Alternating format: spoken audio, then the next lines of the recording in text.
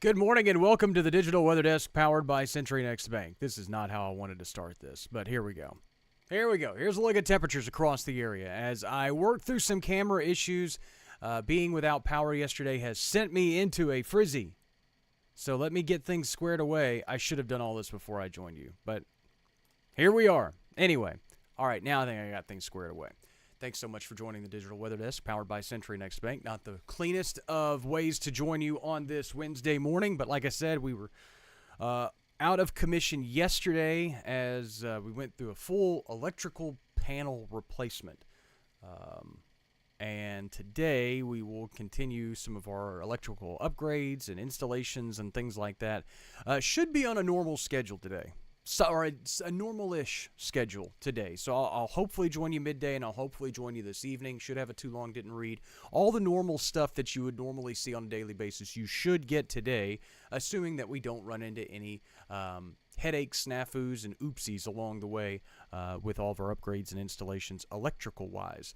I don't know anything about that. I've just hung out and asked them if they needed anything along the way. And a special shout out to the guys at North Louisiana Electrical. Jacob and his guys are doing great work, and we appreciate them. And so, yeah, got a lot of stuff going on. Anyway, good morning, Janet. We do have some stuff to cover, and we have stuff to talk about. Let's take a look at temperatures.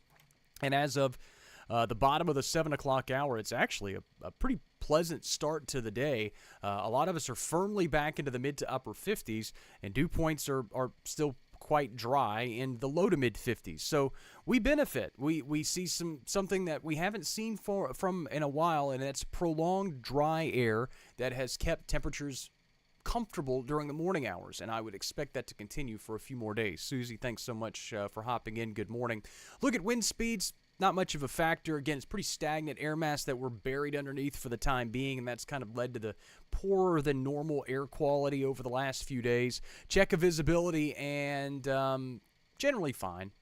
No fog issues this morning, at least from what we can see, and likely to continue that way through the rest of the day as well. Gloria, good morning. Thanks so much for hopping in. Check out the satellite radar composite. By the way, today's forecast made possible by ServPro with 3 locations: Monroe, West Monroe, Shreveport, and Natchez to serve you. Call or click servpro.com today. And a look at the satellite radar composite shows absolutely nothing. JC, I'll get your fish and game forecast for tomorrow. Those usually come out at 8. I usually schedule those for 8 p.m. The night before. So I'll get that out to you later this evening if that's okay. I like to completely revamp the forecast before I put that out for the day. Usually plan on those the night before at about 8 p.m. That's how I've been planning them, at least. My apologies for not getting you one yesterday. We were backfilling data from the computers all day as they were out of power, so I wasn't able to get one of those out for you yesterday. Should get one out today. Anyway, satellite radar does not show much. Futurecast made possible by Bayou Power Sports, I-20 Frontage Road in Monroe. Speaking of fish and game, hunting, and all that stuff, hunting season is upon us. Go check out their selection of side-by-sides and ATVs today, I-20 Frontage Road in Monroe. Futurecast does not show much tomorrow. In fact, we'll see quite a bit of sunshine through the day on Thursday.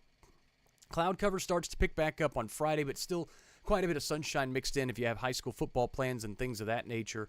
And then as we turn our attention towards Saturday, cold front starts to move through during the day, and I would think it probably pushes through a little earlier than what's advertised here. I think it's going to be more of a Saturday cold front as opposed to a Sunday morning cold front.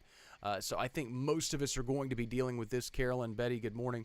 We're going to be dealing with this through the day on Saturday. And it may be more Saturday afternoon, Saturday night. I will say that this is the one part of the forecast that I don't necessarily love is the overall timing. And when I say I don't love it, I don't feel confident about it, at least for the time being. Eddie, good morning. Water vapor imagery shows that big ridge of high pressure has planted itself over the Red River Valley, and it will give way to the developing upper low and trough of low pressure to the east. The initial upper low likely skirts to the north and east and kind of darts into southern Canada, but then beyond it, the trough of low pressure that is associated with it, you can see that lead upper low kicks on off to the north.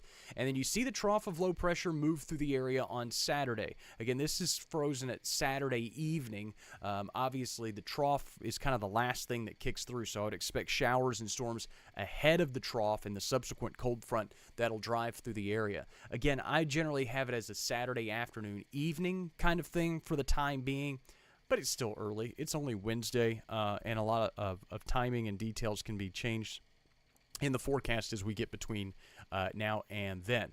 Ridge of high pressure moves into place, keeps us dry early parts of next week. So you're thinking, okay, it's just this one storm system that's going to move through, and then we're back to the same old, same old. That's not necessarily the case. Evelyn, Bobby, good morning. The big takeaway that I would think from this trough of low pressure as it swings through the central United States early this week, specifically on Saturday, so it's, I guess it's the end of this week. But anyway, as the trough moves through, it kind of opens up the jet pattern, if you will. So instead of having this big, staunch ridge of high pressure that just plops in its wake and it just sits there, we could get a more frequent occurrence of troughs and storm systems and cold fronts. And again, that maybe opens us up for the rest of the month of October going into November to a more stormy, active pattern. Stormy, not necessarily saying severe weather every time, but perhaps working the rain back into the forecast, which is probably going to be needed. I'm not going to go over rain totals yet because we're still so far out. I'm not even confident that some areas will actually even see rain, and a lot of the storm activity will be pretty scattered. And as you move into the southern parishes and counties, those rain chances may be a smidge more muted as we go into Saturday night, Sunday morning. So here's a look at the convective outlook, your severe weather outlooks and alerts made possible by Allegiance Health Network, with one mission to revolutionize the way individuals and families access health coverage with a focus on improving provider quality and patient care. This is the exact same image. I just zoomed it in so you can see our area just a little bit better. And again, it shows most of our region is highlighted for the potential of strong to severe storms on Saturday. Few things. As we look at this graphic, this is our first severe weather threat that we've had in a while. This is the first, really what I would call organized severe weather threat that the Digital Weather Desk has seen in its existence. So some milestones being reached here, but I don't really think it's something that we should panic too much about yet.